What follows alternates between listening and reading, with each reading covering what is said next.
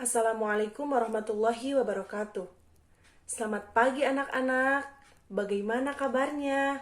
Semoga semuanya dalam keadaan sehat ya. Perkenalkan, nama saya Wulan Hopipah Nopianti. Saya merupakan mahasiswa pendidikan biologi Universitas Siliwangi yang sedang melaksanakan tugas akhir. Nah, di sini saya akan menjelaskan materi mengenai perubahan dan pelestarian lingkungan hidup. Nah, untuk materi yang akan kita bahas, yang pertama, pengertian lingkungan, kemudian pengertian perubahan lingkungan, kemudian faktor yang mempengaruhi perubahan lingkungan, kemudian pencemaran lingkungan, dan bagaimana upaya kita untuk melestarikan lingkungan. Oh iya, sebelumnya silahkan kalian isi absen melalui link yang telah dibagikan di Google Classroom. Yang pertama yaitu lingkungan hidup. Apa sih sebenarnya lingkungan hidup itu? Nah, menurut Undang-Undang RI Nomor 32 Tahun 2009 tentang perlindungan dan pengelolaan lingkungan hidup, nah lingkungan hidup ini adalah kesatuan ruang dengan semua benda, daya, keadaan, dan makhluk hidup, termasuk manusia dan perilakunya yang mempengaruhi alam itu sendiri, kelangsungan peri kehidupan, dan kesejahteraan manusia serta makhluk hidup lainnya. Jadi dapat disimpulkan bahwa lingkungan ini adalah tempat tinggal kita, sekaligus menjadi tempat penampungan limbah hasil aktivitas manusia. Selanjutnya, faktor-faktor yang mempengaruhi perubahan lingkungan. Nah, tadi sudah disebutkan bahwa lingkungan ini memiliki daya dukung. Nah, jika daya dukung ini melebihi batas normal, maka keseimbangan lingkungan ini akan terganggu sehingga menyebabkan terjadinya perubahan. Lalu, faktor apa saja yang mempengaruhi perubahan lingkungan? Di sini ada dua faktor. Yang pertama yaitu faktor perubahan lingkungan yang disebabkan oleh manusia dan faktor perubahan lingkungan yang disebabkan oleh alam. Kita akan bahas satu persatu ya. Yang pertama yaitu faktor perubahan lingkungan yang disebabkan oleh manusia. Di sini ada 4. Yang pertama, sampah organik, kemudian penebangan hutan, kemudian limbah industri, dan penggunaan pestisida. Kita akan bahas satu persatu ya. Yang pertama, sampah organik. Nah, sampah organik ini merupakan jenis sampah basah yang jika dibiarkan akan mudah membusuk. Nah, yang termasuk sampah jenis ini yaitu sisa-sisa makanan, sayur-sayuran, dan buah-buahan. Kemudian penebangan hutan. Nah, saat ini hutan telah mengalami banyak deforestasi dan degradasi yang diakibatkan oleh ulah manusia yang tidak bertanggung jawab. Laju deforestasi hutan paling besar di Indonesia berasal dari kegiatan industri, terutama industri kayu. Kenapa? Hal ini terjadi karena tingginya permintaan pasar dunia terhadap kayu, sehingga menyebabkan perusahaan kayu atau perorangan bersaing untuk melakukan penebangan hutan secara liar. Nah, selain itu, penyebab deforestasi hutan terbesar kedua berasal dari pengalih fungsian lahan menjadi areal pemukiman ataupun perkebunan. Kemudian yang ketiga, limbah industri. Nah, zat-zat buangan industri sering menyebabkan pencemaran lingkungan. Nah, berdasarkan karakteristiknya, limbah industri ini dibedakan menjadi limbah cair, limbah padat, dan gas. Nah, limbah cair berasal dari pabrik yang biasanya menggunakan banyak air pada proses produksinya. Sedangkan limbah padat adalah hasil buangan industri, baik berupa padatan ataupun lumpur yang berasal dari sisa pengolahan. Dan limbah gas adalah limbah buangan berupa gas atau partikel yang dapat menyebabkan terjadinya pencemaran udara. Kemudian yang keempat, pestisida. Tanah bisa tercemar apabila penggunaan secara berlebihan terhadap pestisida. Penggunaan pestisida pada lahan pertanian selain menyebabkan resistensi serangan hama, juga dapat mengeraskan tanah pertanian sehingga sulit diolah sebelum penanaman. Nah, dampak pencemaran karena aplikasi pestisida ini tidak hanya terjadi pada lingkungan pertanian, tetapi membahayakan juga pada kehidupan manusia dan hewan lainnya. Kemudian, faktor perubahan lingkungan yang disebabkan oleh alam. Nah, faktor perubahan lingkungan yang disebabkan oleh alam terjadi secara alami tanpa campur tangan manusia. Nah, contoh faktor alam yang dapat menimbulkan perubahan lingkungan diantaranya yang pertama yaitu letusan gunung berapi, kemudian banjir, tanah longsor, dan juga gempa. Yang pertama yaitu letusan gunung berapi. Letusan gunung berapi dapat menyebabkan kerusakan lingkungan. Kenapa? Hal ini karena lava dan lahar panas yang dikeluarkan dapat merusak apa saja yang dilewatinya. Kemudian banjir. Nah, banjir terjadi pada saat penjenuhan air terhadap tanah di wilayah tersebut berlangsung secara cepat gitu, sehingga air tidak dapat diserap lagi.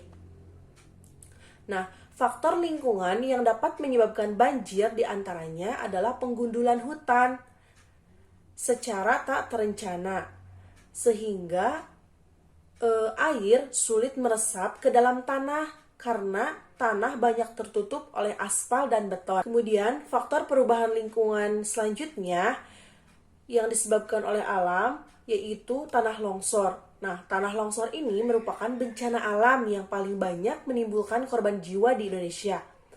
Kemiringan lereng merupakan faktor utama penyebab longsor. Karena semakin miring lereng, semakin rentan terhadap longsor. Nah, meskipun demikian, faktor paling penting adalah faktor manusia.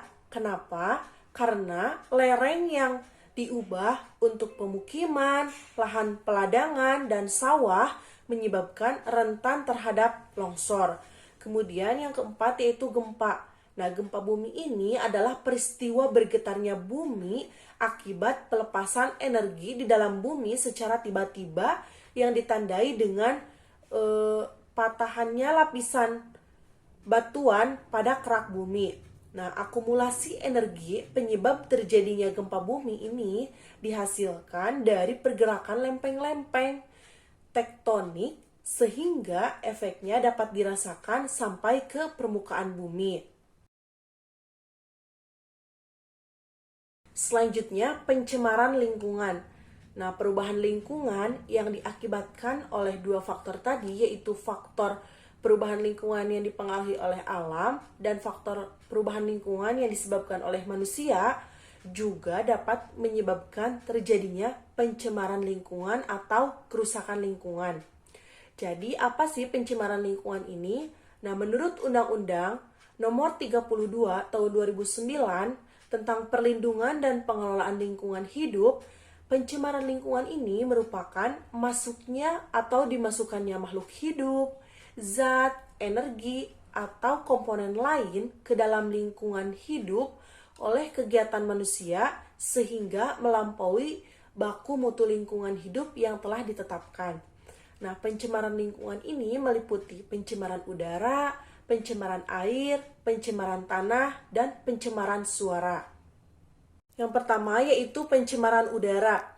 Nah, atmosfer yang menyelubungi bumi terdiri atas kumpulan bermacam-macam gas seperti nitrogen, oksigen, dan yang lainnya. Nah, pencemaran udara ini adalah adanya bahan polutan di atmosfer yang dalam konsentrasi tertentu akan mengganggu keseimbangan dinamik atmosfer yang mempunyai efek pada manusia dan lingkungannya. Nah, sumber pencemaran udara ini bisa berasal dari kegiatan rumah tangga, emisi kendaraan bermotor, dan kegiatan industri. Nah, pencemaran udara biasanya terjadi di daerah perkotaan yang padat penduduknya. Kemudian, dampak dari peredaran pencemaran udara adalah pada lingkungan yang berakhir pada permukaan tanah dan juga perairan. Kemudian, untuk pengendalian pencemaran udara dapat dilakukan dengan penanaman pohon dengan jenis pohon yang dapat mengurangi polusi pada area green belt ataupun area aktivitas.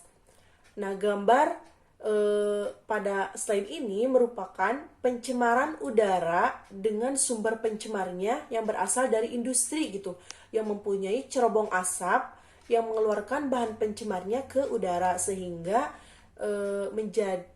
udara di lingkungan tersebut menjadi tercemar. Yang kedua yaitu pencemaran air. Nah, air mengandung berbagai jenis unsur atau senyawa kimia dalam jumlah yang bervariasi. Contohnya natrium, fosfat, kalsium, nitrit, dan amonium. Nah, jumlah unsur yang terkandung ini dalam air bergantung dengan kualitas udara dan tanah yang dilalui oleh air. Nah, untuk mengetahui atau menentukan suatu air sudah tercemar atau belum dapat diketahui dengan melakukan pengujian terhadap 3 parameter. Yang pertama yaitu parameter fisik yang meliputi kandungan partikel padat, zat padat terlarut, kemudian kekeruhan, warna, bau, suhu, dan pH air. Nah, air yang normal yang dapat dikonsumsi memiliki sifat tidak berbau, tidak berasa, dan juga tidak berwarna. Nah, air normal memiliki pH sekitar 6,5 sampai 7,5. Kemudian parameter kimia yang meliputi BOD, COD, dan DO. Nah, BOD ini adalah ukuran kandungan oksigen terlarut yang diperlukan oleh mikroorganisme untuk menguraikan bahan organik di dalam air. Kemudian COD. Nah, COD ini bukan metode pembayaran ya, yaitu ukuran kandungan oksigen yang diperlukan agar bahan buangan di dalam air dapat teroksidasi melalui reaksi kimia. Sedangkan DO adalah ukuran kandungan oksigen terlarut dalam air. Dan yang ketiga yaitu parameter pengujian airnya yaitu parameter biologi. Nah, digunakan untuk mengetahui jenis dan jumlah mikroorganisme air yang dapat menyebabkan penyakit. Nah, contoh mikroorganismenya misalnya Escherichia coli, kemudian Salmonella typhosa, kemudian Entamuba histolytica. Nah, gambar pada slide ini merupakan gambaran suatu keadaan air sungai yang tercemar oleh buangan sampah akibat aktivitas manusia, sehingga warna air menjadi kehitaman dan akan tumbuh mikroorganisme dan juga mengeluarkan bau yang tidak sedap dari air sungai tersebut yang berasal dari aktivitas bakteri. Lalu, bagaimana pengendaliannya? Pengendalian pencemaran air ini yang telah dilakukan misalnya adalah program kali bersih atau disingkat menjadi Prokasih, yaitu program kerja pengendalian pencemaran air sungai yang bertujuan untuk meningkatkan kualitas air sungai agar tetap berfungsi sesuai dengan peruntukannya. Oke anak-anak, pembelajaran pada hari ini sudah selesai ya. Untuk kesimpulannya, jadi lingkungan hidup ini adalah lingkungan tempat kita tinggal sekaligus tempat pembuangan limbah hasil aktivitas manusia.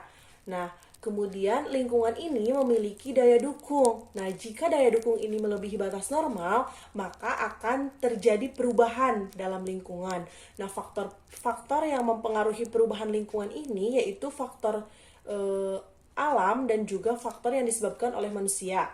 Kemudian, perubahan lingkungan yang disebabkan oleh dua faktor ini akan menyebabkan terjadinya pencemaran lingkungan. Nah, pencemaran lingkungan ini meliputi pencemaran tanah, air, udara, dan juga suara. Nah, materi pencemaran yang sudah kita bahas pada hari ini yaitu pencemaran udara dan juga pencemaran air. Untuk pencemaran tanah dan juga pencemaran suara kita akan bahas pada minggu selanjutnya ya. Tetap semangat dan jaga kesehatannya ya. Semoga apa yang disampaikan pada hari ini bermanfaat untuk semuanya. Wassalamualaikum warahmatullahi wabarakatuh.